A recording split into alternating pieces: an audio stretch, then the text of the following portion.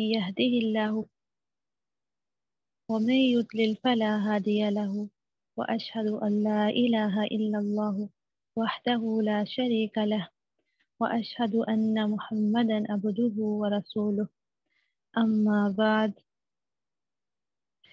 آج ہم جس موضوع پہ بات کریں گے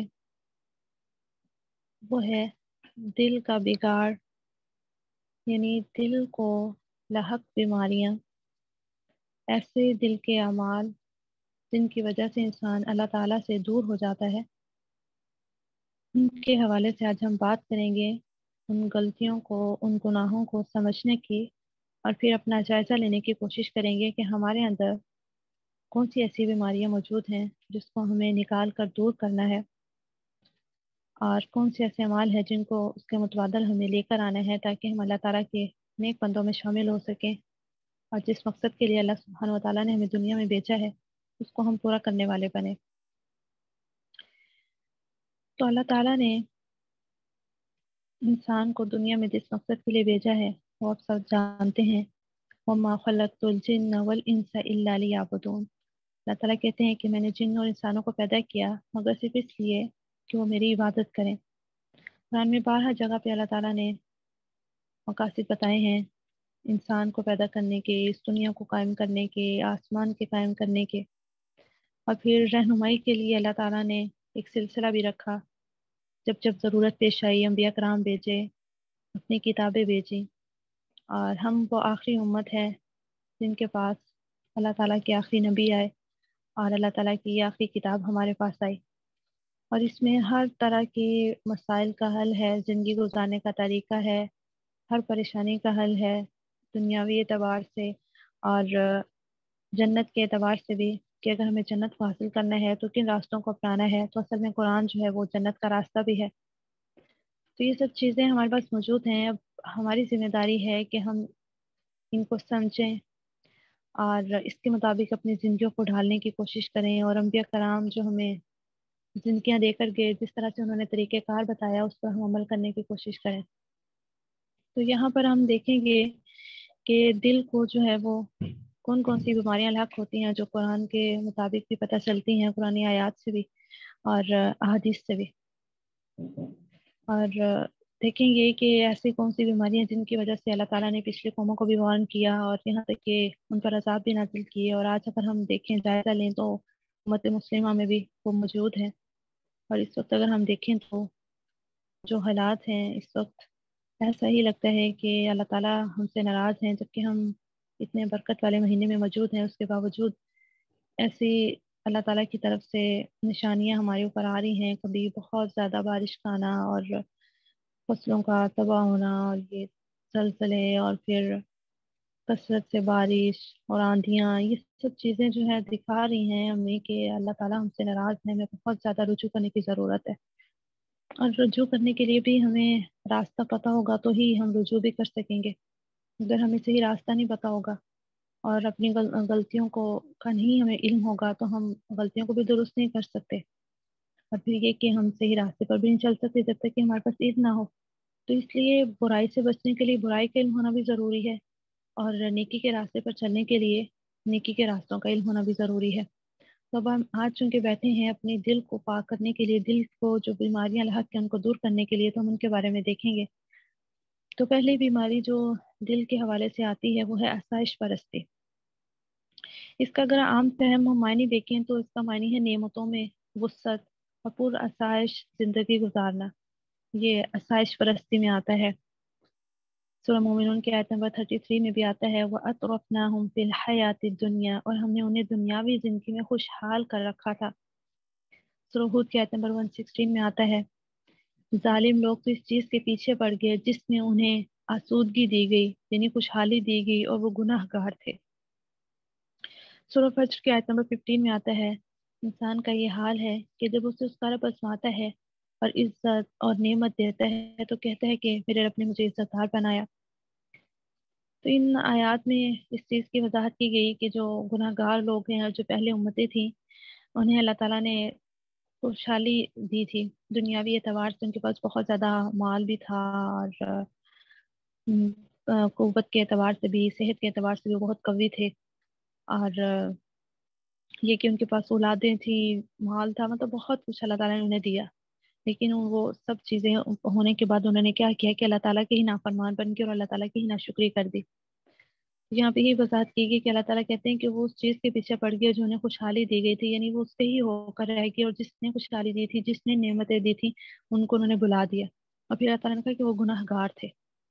اور سورہ فجر میں بھی ایک انسان کی کیفیت اللہ تعالیٰ نے سامنے رکھی ہے کہ جب اللہ تعالیٰ اسے آزماتا ہے تو اللہ تعالیٰ اسے عزت دیتا ہے، نعمت دیتا ہے، تو انسان سمجھتا ہے کہ شاید اللہ تعالیٰ نے مجھے عزت دار بنایا ہے، یعنی مجھے سب لوگوں میں اللہ نے عزت دے دی اور میں عزت دار ہوں، اور اس پر ہی وہ پھر متکبر بھی ہو جاتا ہے، اپنے آپ کو بڑا بھی سمجھنے لگتا ہے کہ سب لوگوں میں اللہ نے مجھے عزت دی ہے، مجھے نعمت دی ہے۔ تو اللہ تعالیٰ کہتے ہیں میں تو اسے آزما رہا تھا عزت دے کر، نعمتیں دے کر، جبکہ انسان سمجھ بیٹھا کہ اسے عزت دار پیدا کیا گیا، اسے رب نے عزت دار بنایا، یعنی وہ سمجھتا ہے کہ میں اس کا مستحق تھا جو مجھے دیا گیا سب۔ اگر اس کا اصطلاحی معنی دیکھ لیں آسائش پرستی کا، تو اصطلاح میں عیش پرستی نعمتوں کے استعمال میں اعتدال کے حد سے تجاوز کر جانا ہے، یعنی حد سے بڑھ جانا ہے آسائش پرستی میں، عیش پرستی میں اور نعمتوں کے استعمال میں۔ اور پھر یہ کہ عیاشی کے لیے زیادہ نعمتوں کے جمع کرنے کو کہتے ہیں، یعنی عیاشی والی زندگی اور اس میں نعمتوں کو جمع کیے جانا، صبر نانا ایک کے بعد ایک کے بعد ایک۔ تو نعمتوں کی کثرت اور آسائش حیات نے جو ہے نا وہ انسان کو سرکش بنا دیا ہے، دنیاوی لذت لہو و لعب میں پڑ جاتے ہیں انسان، جب انہیں دنیا کی نعمتیں مل جاتی ہیں، پھر کھانے پینے، رہائش، سواری، ہر چیز میں آسائش کی انتہا کو پہنچ جاتے ہیں۔ تو جو اس طرح سے ہو جاتے ہیں پھر کیا ہے کہ وہ ایک دل کی بیماری انہیں لاحق ہو جاتی ہے، پھر خیر حق قبول کرنا ان کے لیے مشکل ہوتا ہے، اور ضرورت ہی نہیں سمجھتے، وہ کہتے ہیں ہمیں تو سب کچھ دیا جا رہا ہے، سب کچھ مل رہا ہے، تو ہمیں نہیں ضرورت کہ ہم مزید اس کے بارے میں جانیں اور اللہ تعالیٰ کے قریب ہوں، ہمیں تو اللہ تعالیٰ نے سب کچھ دے دیا، ہم تو پہلے ہی خاص ہیں اللہ کے، یعنی وہ یہ سمجھتے ہیں۔ اور پھر یہ کہ بعض اوقات انہیں اتنی وہ عیش پرستی میں مگن ہو جاتے ہیں کہ انہیں رب کے احکامات، دنیا میں آنے کا مقصد، یہ سب چیزیں بھول ہی جاتی ہیں، لوگ سمجھتے ہیں شاید ہماری زندگی کا مقصد عیش پرستی ہے، اور اللہ نے جو ہم سب چیزیں دی ہیں ہم اسے اپنی مرضی سے استعمال کر سکتے ہیں۔ علامہ ابن جریر طبری فرماتے ہیں کہ بلا شبہ اللہ تعالیٰ نے خبر دی ہے کہ بے شک گزری ہوئی ہر امت میں سے وہ لوگ جنہوں نے اپنی جانوں پر ظلم کیا اور اللہ تعالیٰ کا انکار کیا اور وہ دنیاوی لذتوں کے پیچھے پڑ گئے، تکبر اور اکڑ گئے اور اللہ کی راہ سے روکے گئے، تو کلام عرب میں یہی لوگ جو ہیں وہ عیش پرست کہلاتے ہیں، یعنی کیا ہے کہ جو تکبر کرتے ہیں اور اکڑ جاتے ہیں، اپنی جانوں پر ظلم کرتے ہیں، ظلم اس طرح سے کہ جو اللہ تعالیٰ کے احکامات ہیں ان پہ جب عمل نہیں کرتے، جس طرح سے اللہ تعالیٰ نے انسان کی باڈی بنائی ہے، اس کو قواعد قوانین دے دیے ہیں، اگر اس کے مطابق انسان اپنے آپ کو نہیں چلاتا تو وہ اپنے ساتھ زیادتی کر رہا ہے، تو یہی لوگ جو ہیں وہ عیش پرست ہے۔ کعب الاحبار فرماتے ہیں کہ اللہ کی قسم میں اللہ کی کتاب میں منافقین کی یہ صفات پاتا ہوں۔ کون سی صفات؟ کہ وہ شراب نوش ہوتے ہیں، تارک نماز یعنی نماز کو چھوڑ دینے والے، فجر اور عشاء کی نمازوں میں سو جانے والے، کام پر جانے میں تاخیر کرنے والے اور نماز جمعہ ترک کرنے والے۔ تو یہ لوگ جو ہے منافقین ہے، وہ یہ عیش پرست لوگوں کی صفات بھی ہیں کہ وہی اس طرح سے کرتے ہیں اور انہیں منافقین کہا گیا۔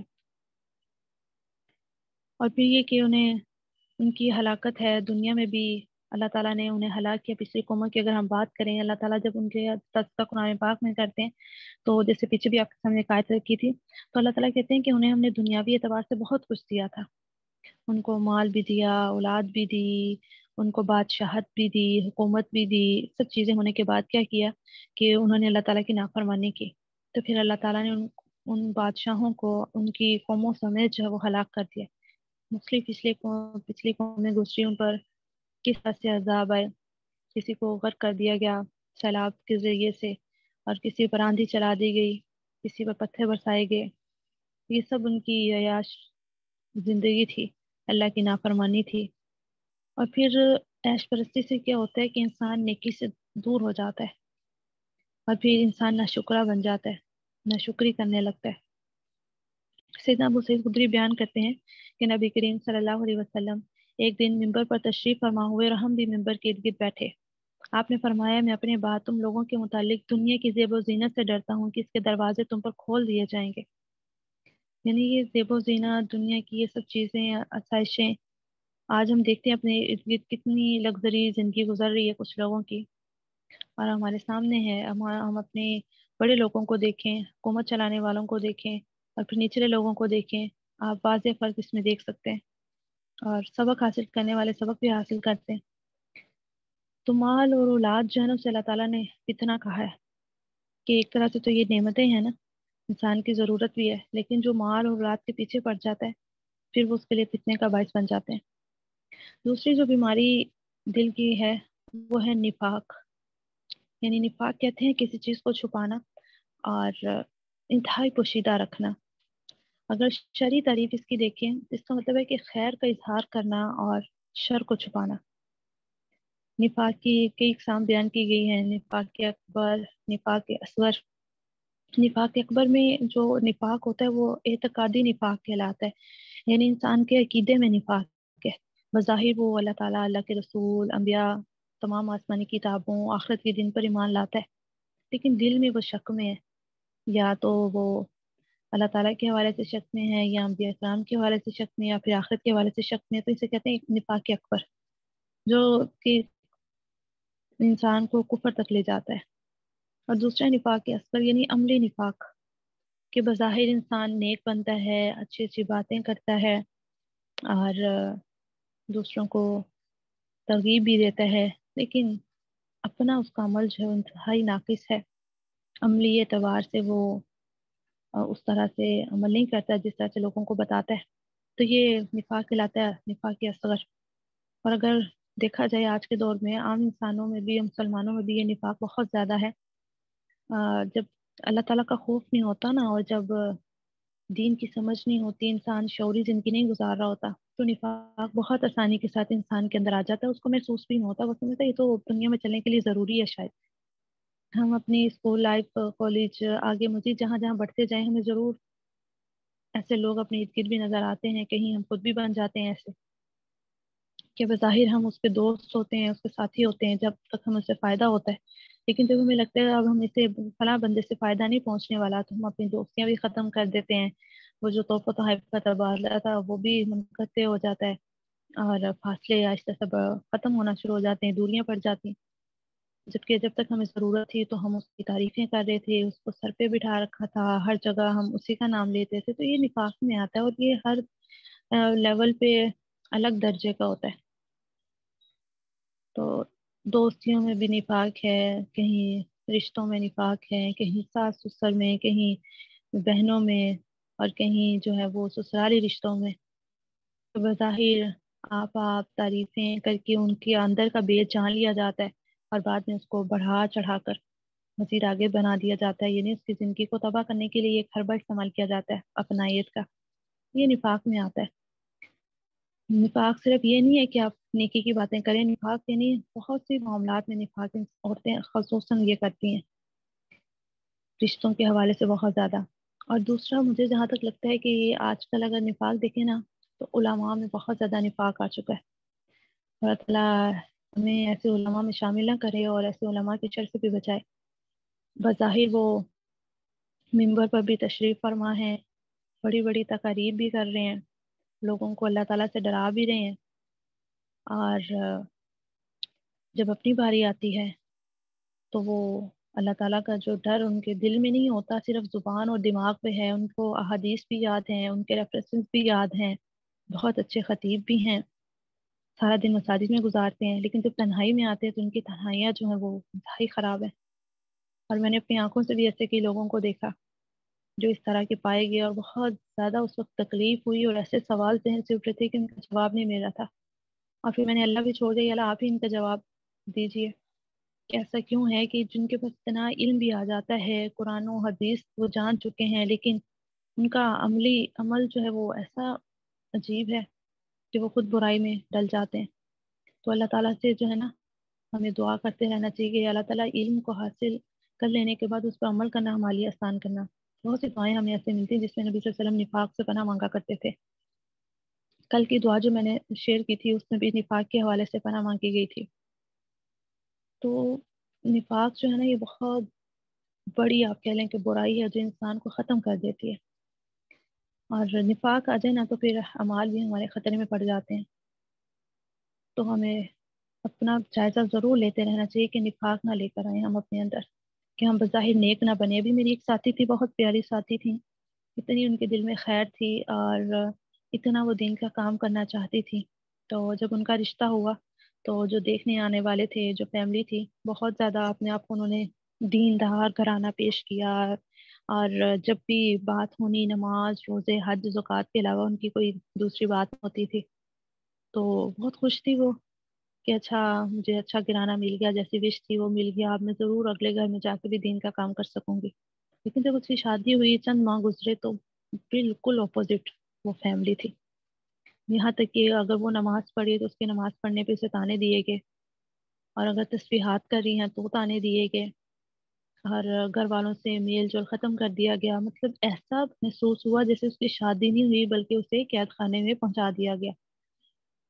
اور شاید کہ 1 سال یا اس سے کم و بیش کے بعد وہ اس سے رہائی پا کے اپنے والدین کے گھر آئیں، اور ان سے ملاقات ہوئی، بات چیت ہوئی، تو یہ سب چیزیں سامنے آئی۔ تو انتہائی تکلیف ہوئی کہ ایسے لوگوں کو خوف نہیں آتا کہ اللہ تعالیٰ کے سامنے جواب دہ ہونا ہے۔ اور یہ ایک آدھ گھرانہ ایسا نہیں ہے، ہمارے بھی بہت سے ایسے لوگ ہیں، اگر ان پہ ایسی آزمائش گزری ہے تو تب وہ مظلوم تھے اور پھر وہ آگے آگے ظالم بن جاتے ہیں۔ سب کو انسان سمجھے، بس اللہ تعالیٰ نے ہر کسی کو ایک تعلق بنا دیا ہے، ایک ایج کے حساب سے اللہ تعالیٰ نے ایک دوسرے کی عزت رکھنا بنا دیا ہے۔ تو اس کا مطلب یہ نہیں ہے کہ بڑے چھوٹوں پہ جو ہے وہ ظلم کرنے لگتے ہیں۔ جتنی آپ عزت دیں گے، دوسروں کا خیال رکھیں گے، اللہ تعالیٰ بھی راضی ہوں گے، اور اگر آپ دنیا سے چلے جائیں گے تو پیچھے والے آپ کو اچھے لفظوں میں یاد بھی کریں گے، ورنہ تو پھر وہ پناہی مانگیں گے آپ سے۔ تو ہمیں اس چیز کا ضرور خیال رکھنا چاہیے، کسی کے لیے ہم جو ہے نا اذیت کا باعث نہ بنے، اچھی بات کریں، بھلے کی بات کریں، اور مظلوم اگر بن جائیں تو خیر ہے، لیکن ظالم کبھی نہ بنے۔ اور پھر اگر نفاق کی مزید ہم دیکھیں کہ نفاق کے اندر وہ کیا کیا چیزیں آتی ہیں۔ بےہودگی نفاق کا حصہ ہے، بہت زیادہ زبان درازی کرنا نفاق ہے، کہ آپ مسلسل باتیں کری جا رہے ہیں جس میں کوئی خیر ہے ہی نہیں ہے، ایسے ہی فلاں کی بات کر لی، فلاں کی کر لی، کسی کے گھر کے حوالے سے کر لی، کسی کے کاروبار کی کر لی، کسی کے بچے کی کر لی، کسی کی پڑھائی کی کر لی، یعنی کوئی خیر ہے ہی نہیں اس میں۔ تو ایسی فضول جو باتیں کرتا ہے، اور پھر بےہودگی، خواتین میں خصوصاً یہ بات آتی ہے کہ جب ان کی شادی وغیرہ ہو جاتی ہے خواتین کی، تو پھر تو وہ سمجھتے ہیں کہ شاید اب ہماری لیمیٹیشن ختم ہو گئی، ہر ٹاپک پہ ہم کھلے عام بات کر سکتے ہیں۔ تو حیا جو ہے نا وہ ایمان کا حصہ ہے، آپ جس بھی ایج میں پہنچ جائیں، جتنے بھی بچے پیدا کر لیں، حیا جو ہے نا وہ ختم نہیں ہونی چاہیے۔ تو حیا کے ساتھ ہی ایمان ہے، دونوں ایک ساتھ ہیں، اگر ایک چیز اٹھتی ہے دوسری بھی اٹھ جاتی ہے۔ تو یہ پتہ نہیں کس نے کرائٹیریا دے دیا کہ آپ کی جب شادی ہو جائے تو آپ ہر طرح کی بات چیت کھلے عام کر سکتے ہیں۔ تو یہ بےہودگی میں آتا ہے اور یہ نفاق کا حصہ ہے۔ آپ یہاں سے آپ بہت اچھے سے سمجھ سکتے ہیں کہ آپ کو نفاق کا حصہ بننا ہے یا پھر حیادار بننا ہے۔ حدیث میں آتا ہے کہ حیا اور کم گوئی ایمان کے 2 شعبے ہیں، فحش گوئی اور زیادہ باتیں کرنا نفاق کے شعبے ہیں۔ حضرت حنزلہ کا ایک واقعہ ملتا ہے۔ ایک بار حضرت حنزلہ جو ہے وہ پریشانی میں آ رہے تھے اور کہہ رہے تھے کہ حنزلہ منافق ہو گیا، حنزلہ منافق ہو گیا۔ تو راستے میں حضرت ابوبکر صدیق جو ہے وہ ملے، اور انہوں نے کہا کہ کیا بات ہے، خیر ہے، آپ ایسا کیوں کہہ رہے ہیں؟ تو حضرت حنزلہ نے کہا کہ جب ہم نبی صلی اللہ علیہ وسلم کی مجلس میں ہوتے ہیں اور آپ صلی اللہ علیہ وسلم جنت اور دوزخ کی بات کرتے ہیں تو ہمیں ایسا محسوس ہوتا ہے کہ گویا ہم جنت اور دوزخ کو دیکھ رہے ہیں، اتنا یقین ہوتا ہے اور ایسا ایمانی لیول ہمارا ہو جاتا ہے۔ لیکن جب ہم مجلس سے باہر آتے ہیں تو ہم اپنے بیوی بچوں میں پڑ جاتے ہیں، کاروبار میں پڑ جاتے ہیں، تو ہمارا ایمانی لیول وہ نہیں رہتا، تو انہیں خدشہ لاحق ہوگا کہ میں منافق تو نہیں ہو گیا۔ تو بکر صدیق نے کہا ایسا معاملہ تو میرے ساتھ بھی ہے۔ تو دونوں صحابی جو نبی صلی اللہ علیہ وسلم کے پاس پہنچے اور اپنی پریشانی کو رکھا، تو آپ نے فرمایا کہ جو آپ کا ایمانی لیول علمی مجلس کے اندر رہتا ہے یہی رہے، باہر بھی اندر بھی ہمیشہ، یعنی مجلس میں بھی اور مجلس سے باہر بھی، تو پھر تو فرشتے آپ سے آپ کے بستروں پہ آ کے سلام کریں۔ تو اس میں یہ کہا گیا کہ یعنی ایسا ممکن نہیں ہے کہ ایمانی لیول ہمیشہ ہی ہائی رہے، لیکن ایمانی لیول کو بڑھانے کے لیے ہمیں کوشش کرتے رہنا چاہیے۔ اور اسی طرح سے بہت اہم بات گانا جو ہے وہ دل میں نفاق پیدا کرتا ہے، میوزک. آپ میوزک سے جس قدر بچ سکتے ہیں نا بچنے کی کوشش کریں. اتنا میوزک عام ہو چکا ہے ہماری زندگی میں کہ ہمیں وہ برائی لگتی ہی نہیں ہے. ہمارے موبائل ٹونز اور پھر ہماری اسلامی نعتیں، پھر نشید، ان کے پیچھے ڈم ڈما ڈم لگائی ہوتی ہے. جیسے پہلے بھی ایک دن بات کی، ہماری اسکول کی اسمبلیز، ان کے اندر ہمارے اسکول کے جو فنکشنز ہیں ان کے اندر، ہماری شادیاں جو ہیں وہاں پہ میوزک. یعنی ہر جگہ میوزک میوزک کے بچنا اس سے محال ہے. تو جو بچنے کی بھی کوشش نہ کریں تو پھر سوچیں اس کا کیا حال ہوتا ہوگا. تو سب سے پہلے آج آپ نے جو ایک کام کرنا ہے وہ تو یہ کرنا ہے کہ آپ نے اپنے موبائل کی جو ٹونس ہیں نا انہیں بدلنا ہے اور کوئی اسلامی نشید اس پہ لگانی ہے. لیکن ایک بات کا دھیان رکھیے گا کہ کوئی ایسی تلاوت یا پھر اذان نہیں لگانی کہ جب موبائل ہم کال ریسیو کریں تو وہ کٹ جائے. تو کوئی بھی جو عربی نشید ہوتی ہیں وہ آپ نے لگانی ہے، لیکن یہ دھیان کرنا ہے کہ اس کے پیچھے میوزک نہ چل رہا ہو. ٹھیک ہے؟ تو یہ آج آپ نے سب نے اسائنمنٹ ضرور کرنی ہے. میں گروپ میں پوچھوں گی بھی کہ آپ نے یہ کی یا نہیں، اور بلکہ دوسروں کو بھی اس چیز کی ترغیب دینی ہے انشاءاللہ. ٹھیک ہے؟ اور نفاق کے اندر یہ بھی آتا ہے کہ انسان جو ہے نا پھر دوسروں کو حقیر سمجھنے لگتا ہے، دوسروں کی تکلیف پہ خوش ہونے لگتا ہے، اسے دوسروں کی تکلیف محسوس نہیں ہوتی. پھر یہ کہ امانت میں خیانت کرتا ہے، نماز میں تاخیر، یہ سب چیزیں نفاق میں آتی ہیں. نفاق کے بعد اگلی جو بیماری ہے دل کی وہ ہم دیکھیں گے، وہ ہے غفلت. غفلت کیا کہتے ہیں کہ انسان شعور سے غافل ہو، مطلب شعوری زندگی نہیں گزار رہا، وہ بالکل غفلت میں ہے. اپنی سوچوں کے اعتبار سے، خیال کے اعتبار سے اسے ہوش ہی نہیں ہے کیا ہو رہا ہے دنیا میں، کیا کرنا ہے، کیوں بھیجے گے، کہاں جانا ہے. مطلب اس کو اس چیز سے کوئی کنسرن ہی نہیں ہے. وہ اپنی مگن ہے اپنی زندگی میں، اور جو جی چارہ کر رہا ہے، وقت ضائع ہو رہا ہے، صحت ضائع ہو رہی ہے، اسے پرواہ نہیں ہے. سورہ حشر کی آیت نمبر 19 میں آتا ہے، اور تم ان لوگوں کی طرح مت ہو جانا جنہوں نے اللہ کے احکام کو بلا دیا تو اللہ نے بھی انہیں اپنی جانوں سے غافل کر دیا، اور ایسے لوگ ہی نافرمان ہیں. اللہ اکبر. تو یہاں اللہ تعالیٰ نے دنیا میں ہی انہیں سزا دے دی جو اللہ تعالیٰ کے احکامات کو بلا دیتا ہے، سمجھتا نہیں ہے، پھر عمل نہیں کرتا ہے، بس سے کچھ ڈال دیتا ہے. تو اللہ تعالیٰ کہتے ہیں پھر میں ان کو ان کی جانوں سے ہی غافل کر دیتا ہوں، ان کو اپنی جانوں کا ہی ہوش نہیں رہتا. اور بتائے کہ ایسے لوگ جو ہیں وہی نافرمان ہے، اللہ کی نافرمانی کرنے والے. سورہ الاعراف میں بھی آتا ہے، اور اپنے رب کو اپنے دل میں عاجزی سے اور خوف سے اور آہستہ آواز میں یاد کرو، صبح و شام یاد کرو اور غافلوں سے نہ ہو جاؤ. یعنی جو اللہ تعالیٰ کو یاد نہیں کرتا، ہر وقت جو ہے وہ اس اعتبار سے زندگی نہیں گزارتا کہ مجھے رب کے سامنے کھڑے ہونا ہے، اس کا اٹھنا بیٹھنا چلنا پھرنا، اس کے دن رات اور اس کے سب تمام اوقات اگر اس شعوری طور پہ نہیں گزر رہے ہیں تو پھر وہ غافل ہے. تو جو مومن ہوتا ہے نا وہ کبھی غافل نہیں ہوتا، وہ اپنے ہر عمل پہ جو ہے ایک پہرے دار رکھتا ہے کہ جو میں کام کرنے لگا ہوں یا میں کام کرنے لگی ہوں یہ اللہ کے پسندیدہ کاموں میں سے ہے یا پھر لاغ و لعب میں سے ہے، فضول کام ہے تو پھر اسے چھوڑ دیں. اگر وہ اچھا کام ہے، خیر کا کام ہے، اس سے آپ کو برکت ملے گی، ثواب ملے گا، دوسروں کو نفع ملے گا تو کام کریں. تو جو مومن ہوتا ہے وہ ایسی زندگی گزارتا ہے، وہ لاشعوری زندگی نہیں گزارتا. پھر غفلت کے اسباب کیا ہے کہ راحت بدن کی تلاش. غفلت تب آتی ہے جب انسان جو ہے نا وہ یہ چاہے کہ بس مجھے سکون رہے اور میں ہوں اور بس زندگی ہو. یعنی راحت بدن، بدن کو ہمیشہ راحت کی تلاش میں رہنا. جبکہ ہمیں قرآن کہتے ہیں کہ تہجد کی نماز جو ہے نا وہ پڑھنی چاہیے. تو ہم کیا بات کر رہے تھے، میرے سامنے کومنٹ آ گیا تو میرا ذہن بھٹک گیا. آپ سوال جو ہے نا لاسٹ پہ کیا کریں، ٹھیک ہے؟ جب میں آپ سے کہتی ہوں سوال کریں. تو راحت بدن کی بات کر رہے تھے کہ انسان جو ہے وہ اپنے آپ کو ہی سکون دینے کی جو ہے وہ کوشش میں لگا رہتا ہے.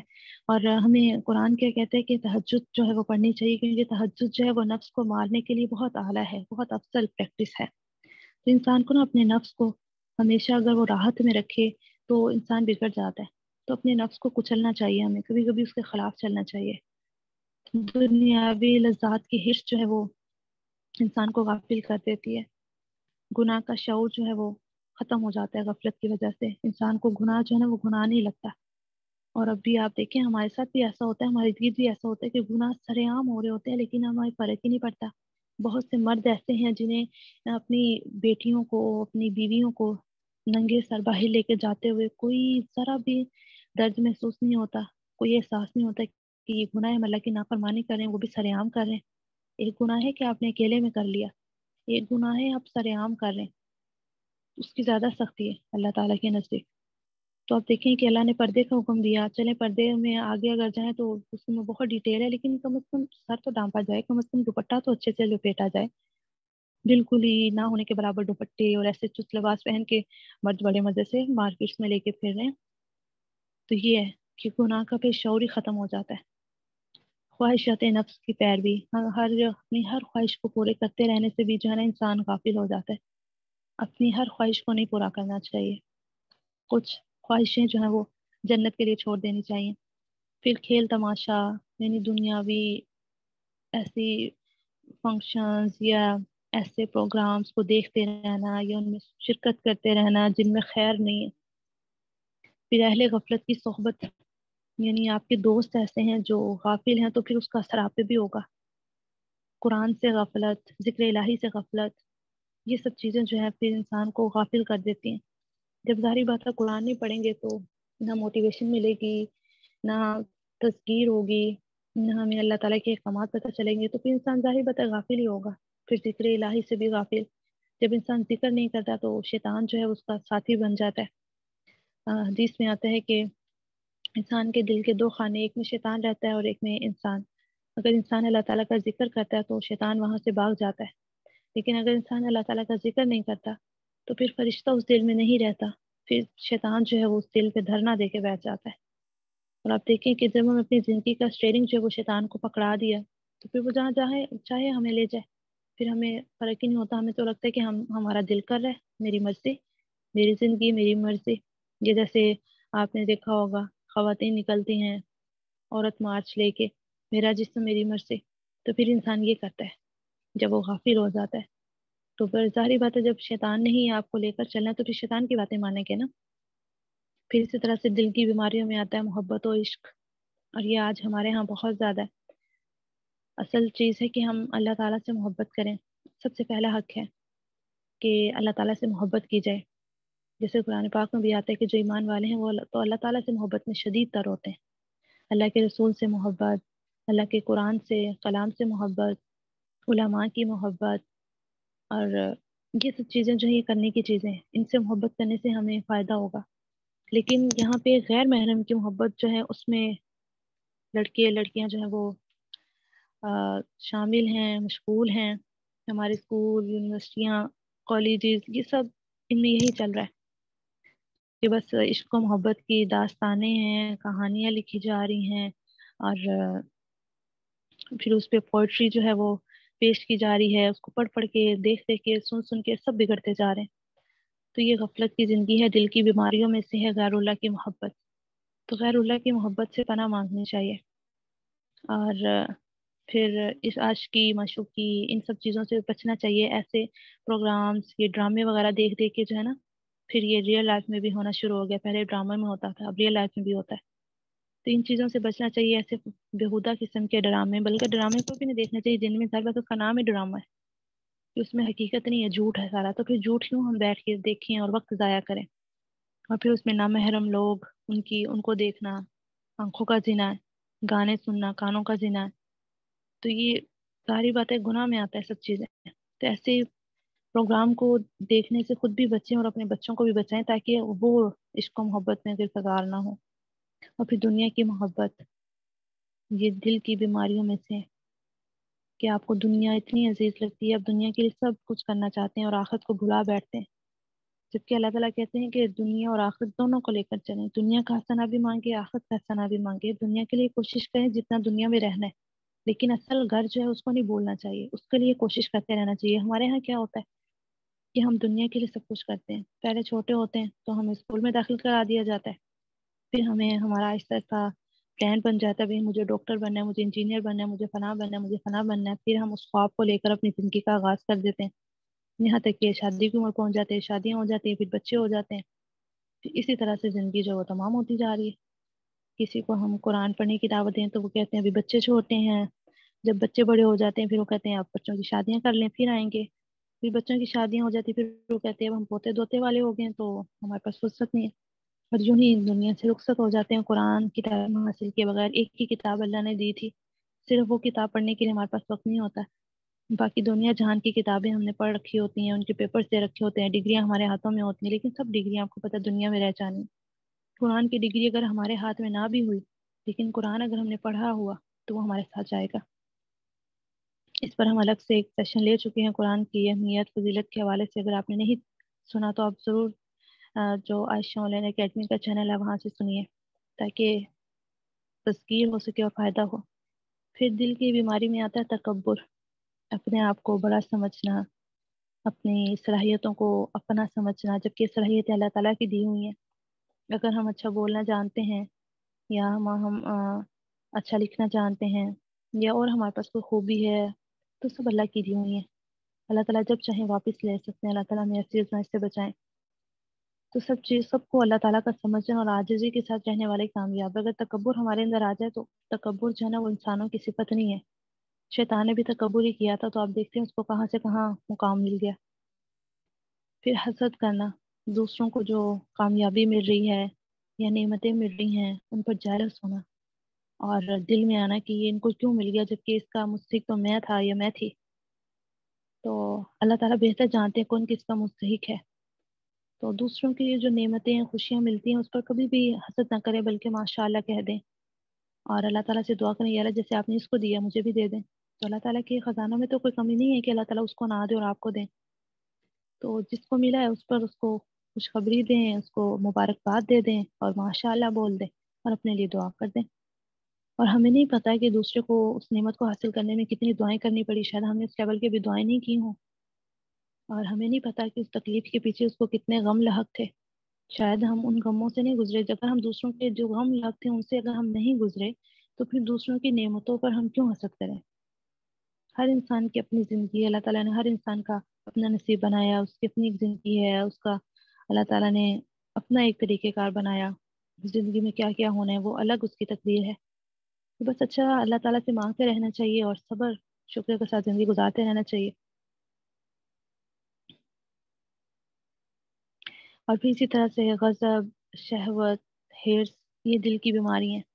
بخل دل کی بیماری ہے، یعنی کہ اپنے پیسے اپنے پاس ہونے کے باوجود بھی پیسوں، یعنی رزق میں صرف پیسے نہیں آتے، رزق میں اور بھی بہت کچھ آتا ہے۔ آپ کے پاس نالج بھی آپ کا رزق ہے، صحت رزق ہے، پھر مال رزق ہے، پھر اولاد رزق ہے، یہ سب چیزیں۔ اور پھر ان کے استعمال میں آپ بخل کریں، یعنی کمی کریں، اس کو دوسروں کو نہ دیں، نہ اپنے اوپر خرچ